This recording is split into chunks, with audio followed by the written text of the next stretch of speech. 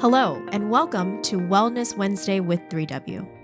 Wellness Wednesday is sponsored by 3W Medical for Women, a nonprofit medical clinic offering free of charge or low-cost reproductive health services to women in the Seattle area, regardless of income or insurance status. 3W does not profit off of the reproductive health choices women make. The information shared in this podcast is the opinion of the speaker or speakers. Medical information is not intended as individual medical consultation, but for general education only. Always consult your own health professional for personalized advice regarding medical decisions. And if you're in the Seattle area, consider making an appointment to consult with us. I'm Helen Nguyen, CEO and co-founder of 3W Medical for Women and the host of today's podcast. All right, folks, welcome back to Wellness Wednesday with 3W. I'm Helen, CEO of 3W Medical for Women. Thank you so much for joining us today. Today we have one of our very special medical providers, nurse practitioners, Kris, here with us. You've probably heard other episodes with Kris on here. Hi, good afternoon or good morning, whatever time you're listening. It's usually in the evening that people listen, which is really interesting. Mm-hmm. Yeah. But today, Kris is joining me, and we're talking about a very interesting subject that all the young kids are into these days, vaping. And I had no idea until I've been seeing more and more people younger than me use it. But Kris has been researching about it, and we're just going to pick her brain about vaping. Mm-hmm. I've also been talking to the younger generation to find out more personal experience with vaping. Yeah. So Kris, what is vaping, and what's the different names like between vaping and e-cigarettes? Like which one is being used? Well, more? Vaping, my understanding is vaping is a different way to take in the substance. E-cigarettes are, the E stands for electronic, so they are battery-powered devices with which you can use to vape. Okay. And the different devices, well, the e-cigarette heats up a liquid and it makes a smoke-like vapor, and thus the word vaping. And these products, they are similar to cigarettes in that they do contain nicotine, typically in a smaller percent than a cigarette, but not always. And sometimes you don't know how much nicotine is in the product. Does it say it on the flavor or maybe bottle? Sometimes. I don't think that you could always know exactly what it is that you're taking in. So it's a mystery. At times, I think it is. Does it mimic a normal cigarette? Is that the purpose of it? Yes, absolutely. Okay. I mean, it's similar to cigarette smoking, but it's different in that people are using it typically as an alternative to a cigarette because they want to have something similar to a cigarette, but their impression is that it's not smoking. Okay. Because it's not a cigarette and the nicotine is less. Okay. So would you say it's safer than a cigarette? I wouldn't say that. I wouldn't say that to someone who was in my medical practice, a patient that was coming in and wanting information. Reason being is you don't really know. Yeah. And I suppose technically, if it does contain less nicotine, but then how often are you using the e-cigarette? And I wouldn't just make a blanket statement that it was safer. Okay. From what I've been reading is like that's why people are vaping these days versus your typical pack a day or something like that. And often people will use vaping as a way to start to wean off of nicotine. So in that sense, I think the impression is that it's safer, but I think the risks are just different. Okay. And we don't know much about vaping yet either. So I would be very reluctant to put it on a safety scale with cigarettes because we don't know. We know a lot about cigarettes, right? And nicotine, and we know that's not safe. Right. But the products in the e-cigarettes, we don't know a lot about. Yeah. It's still pretty new. Very new and not a lot of data yet. But a lot of young people.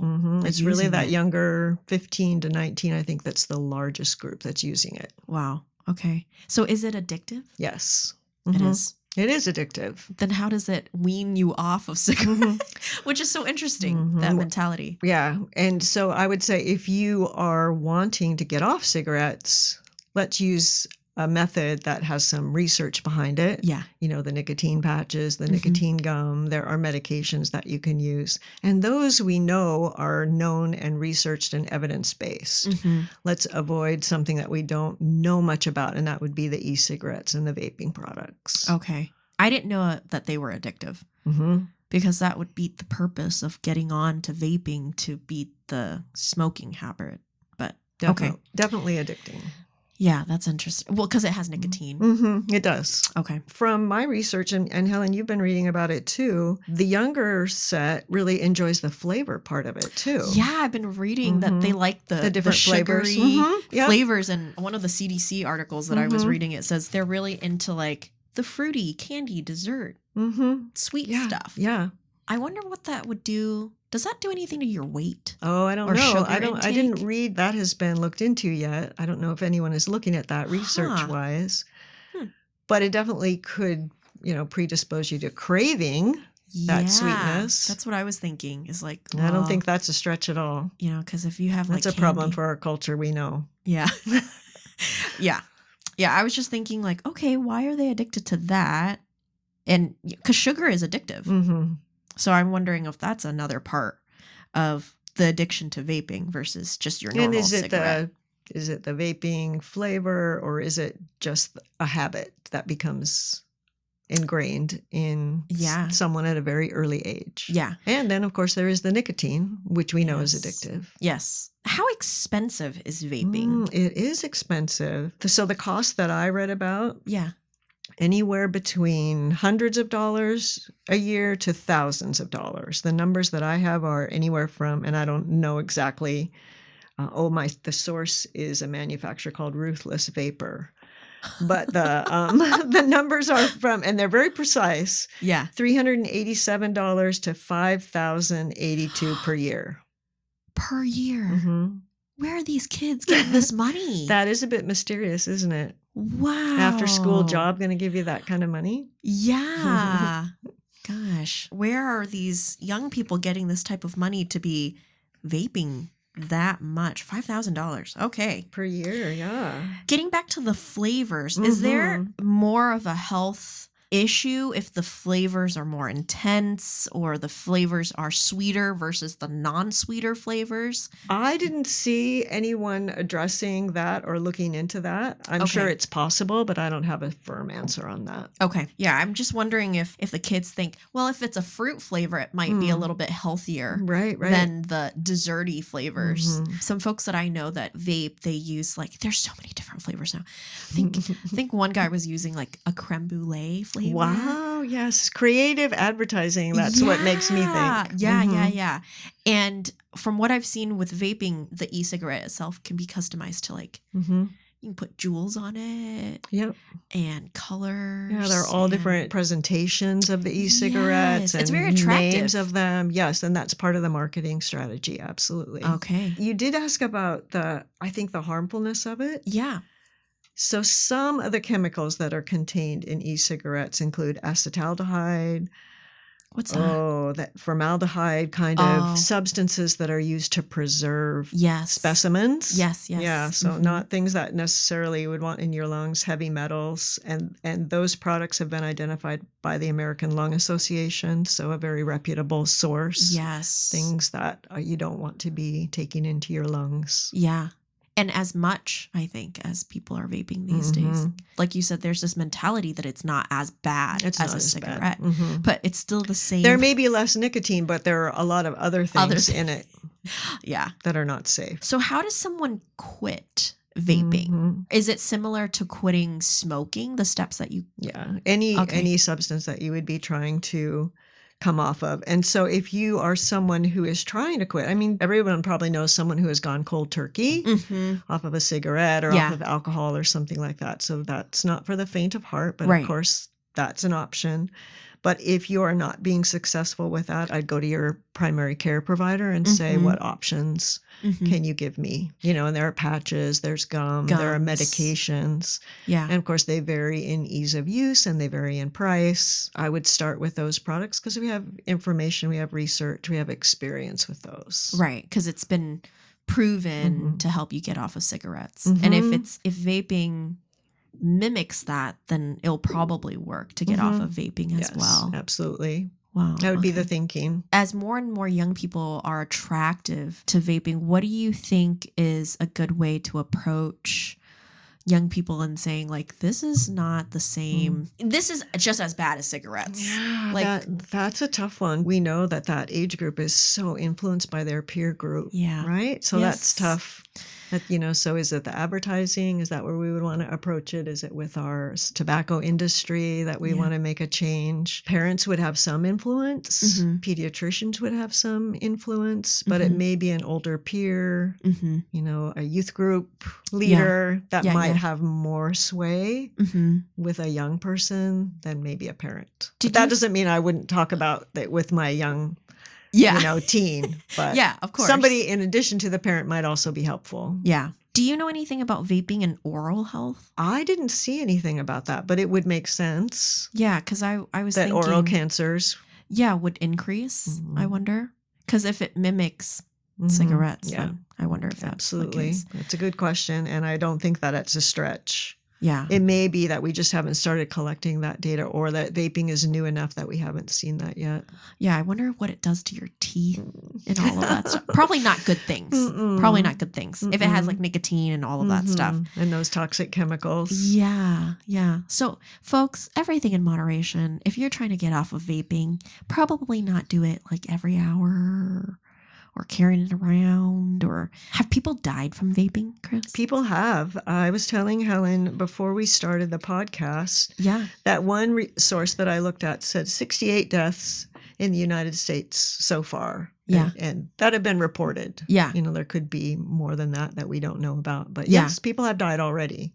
And people have gotten burn injuries. You've probably heard about those in the news. Yes. Yeah. Exploding in pockets or elsewhere. That sounds pretty painful.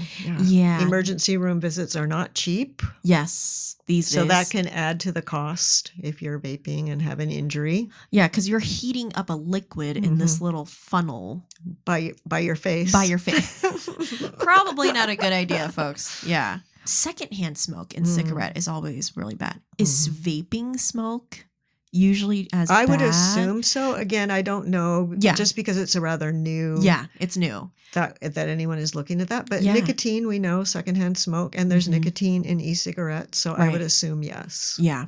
Because I was just thinking, the smoke looks really cool. And it probably smells good, right? I mean, you walk by some and you're like, oh, that smells good. Yeah. So it totally is understandable why it's attractive. Right. And all the different things you can buy and looking cool and you can accessorize and thinking that it's not as harmful. Right. So what's the big deal? Yeah. Well, thanks, Kris. Is there anything else you'd like to mention to our listeners about vaping that they might be interested in looking into themselves before they start or quit? Yeah. My concern in talking with Helen, and there are lots of them, but because this is seems to be on the rise in young people. Yeah. If you have a young person in your life, even an elementary school child, I would just talk with them about it. Yeah. Even though they may not have been exposed or feel pressure yet, I think if we can stay ahead of it, that's really smart. If there's a young person in your life, you could say, do you know anybody that vapes? What do you know about it? Yeah. This is what I've learned about it. Yeah. That would be my best advice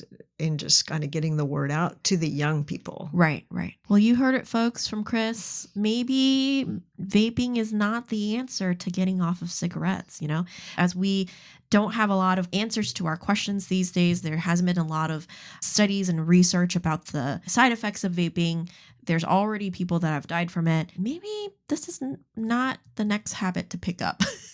And if you want to talk more about it with our medical providers, please come into 3W. Please touch base with Kris. If you have any experience yourself with vaping, it might be interesting for her and for us to learn more. Yes, absolutely. Come on in. Yeah. So, thank you so much for joining our podcast today about vaping. If you have any more questions about it, please feel free to reach out to us on our website or give us a call and talk to Kris. Thanks for listening. Yeah. Thanks, Kris. For more information about 3W, please visit our website at 3wmedical.org. That's the number 3, the letter W, medical.org. From there, you can learn more information about the services we provide, book an appointment, or make a donation if you'd like to support our mission. You can also call our office at 206-588-0311. That's 206-588-0311. If you like this episode, please share it with others and consider subscribing on your favorite podcast platform so you never miss an episode. Thank you so much for listening, and until next time, stay healthy and be well.